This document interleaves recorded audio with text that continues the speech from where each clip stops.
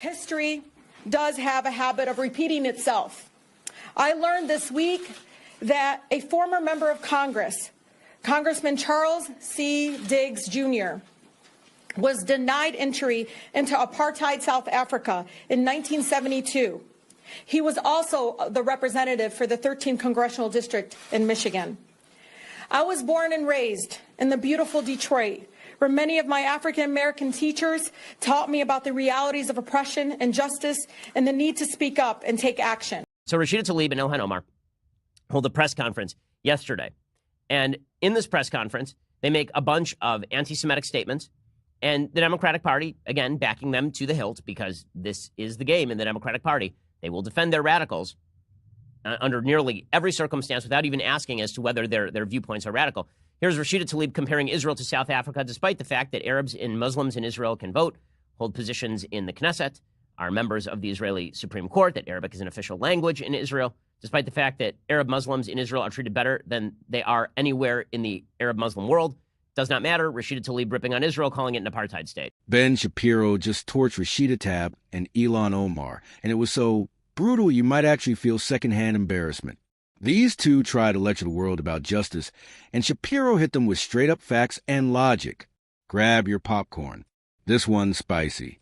Before we jump in, don't forget to like, subscribe, and turn on notifications, because around here we deal in truth, not political fairy tales. Action. Okay, calling Israel an apartheid state is obviously anti-Semitic because it is not an apartheid state, and it is, of course, singling out Israel in a way that Rashida Tlaib would never single out anybody else. And Ilhan Omar made this perfectly obvious. Right? She actually called for an end to aid to Israel. I can't imagine why Israel didn't let her in. She's literally calling for an end to aid to Israel and a boycott of the state of Israel. I can't imagine why they didn't allow her in to propagandize on behalf of Israel's destruction. We give Israel more than $3 million in aid every year. This is predicated on their being an important ally in the region and the only democracy in the Middle East. We must be asking, as Israel's ally, the Netanyahu government stop the expansion of settlements on Palestinian land and ensure full rights for Palestinians if we are to give them aid. Okay, like she wants to give Israel aid, and like they're an ally. Okay, let me be frank about this. Benjamin Netanyahu put a unilateral settlement freeze in place 2 years ago, and none of these people cared one iota about this. This is all a lie. Ilhan Omar, Rashida Tlaib, they want Israel destroyed. And they're obvious about this, and they're so disingenuous about it as well. Again, the idea that she is a secret ally of Israel is insane. You have to be a nutty person to believe this sort of nonsense. And she tried her intersectional appeal. She tried to say, people keep calling me an anti-Semite. I don't know why, even though I just tried to campaign with a group that has pushed the blood libel. Sure, I don't know why people keep calling me an anti-Semite. You know what this is? This is all about Trump trying to separate Muslims from Jews. I would go more with it is you being a radical Jew hater.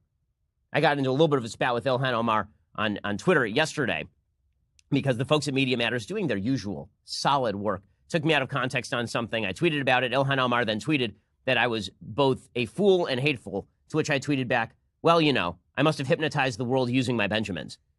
But in any case, Ilhan Omar tries this intersectional approach where she's not an anti-Semite. It's just the Trump administration trying to separate off the Jews and the Muslims. This is insanity. We know Donald Trump would love nothing more than to use this issue to pit Muslims and Jewish Americans against each other. The Muslim community and the Jewish community are being othered and made into the boogeyman by this administration. But as we will hear today, people of all different faiths are coming together to speak up against the status quo in the region. I'm grateful for the solidarity shown by This is the myth that Ilhan Omar and the Democratic Party tell themselves. The myth they tell themselves is that there is such a thing as an intersectional coalition, and they're all on each other's side, and they all oppose Trump, and that's what will hold them together. In the end, that coalition will fall apart. It will break apart on the shoals of its own identity politics. And the fact is this: Ilhan Omar, she don't like the Jews very much, and it is obvious from all of her behavior and everything that she says that this is the case. And then she brings in token Jews from Jewish Voice for Peace, which is a pathetic anti-Israel, anti-Jewish organization. And then she talks about how pro-Jewish, it's insanity. But the idea is that hatred of Trump will hold that coalition together. It will until it doesn't. It will until it doesn't. And it's one of the reasons why it is incumbent on President Trump to actually, as president, try and embolden the decent people still left in the Democratic Party, and there are many of them, to stand up against the hatred inside their own party.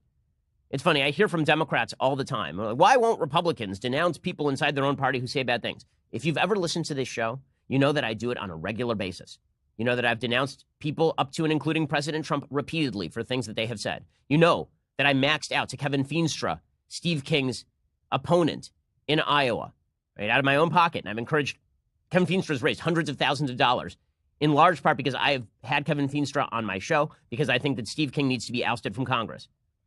People in the Republican Party are doing a much better job of standing up to people inside their own party. Democrats are rallying around Ilhan Omar and Rashida Tlaib. They're not even asking the question, oh, weird that they would be rallying with groups that want the destruction of the state of Israel and openly celebrate terrorism. Very weird, very odd. We mustn't pay attention to it because, after all, the heart and soul, the Schadenfreude, the zeitgeist, not Schadenfreude, the zeitgeist of the time suggests that Ilhan Omar and Rashida Tlaib are in the ascendancy. And I don't think it's in the long-term or even medium-term interests of the country for the Democrats to rally around their worst members any more than I think Democrats should root for Republicans to rally around their worst members so that they can nutpick and then use the worst Republicans in order to suggest that that is the entire Republican Party. All right, let's break it down. Rashida Tlaib and Ilhan Omar held this big emotional press conference. You know, the usual routine where they went after Israel and somehow made themselves the victims.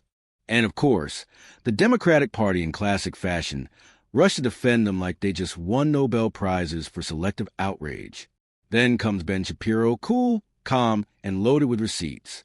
He absolutely ripped Clay for calling Israel an apartheid state. Shapiro pointed out what any sane person already knows. Arabs and Muslims in Israel vote, run for office, and even serve in the Israeli Supreme Court. Some apright, huh? But it didn't stop there. Clay compared Israel to South Africa, which is ridiculous. Israel is literally the only democracy in the Middle East, a place where women drive, protest, and actually get to vote, unlike in most of the country, CLA, and Omar never seemed to criticize.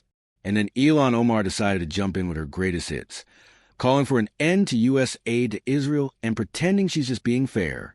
Shapiro clapped back hard, reminding everyone that Netanyahu already froze settlements years ago and the squad didn't care one bit.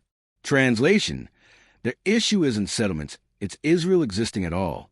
At one point, Omar even blamed Trump for dividing Muslims and Jews. Shapiro roasted that claim like it was a bad take on ex-Twitter.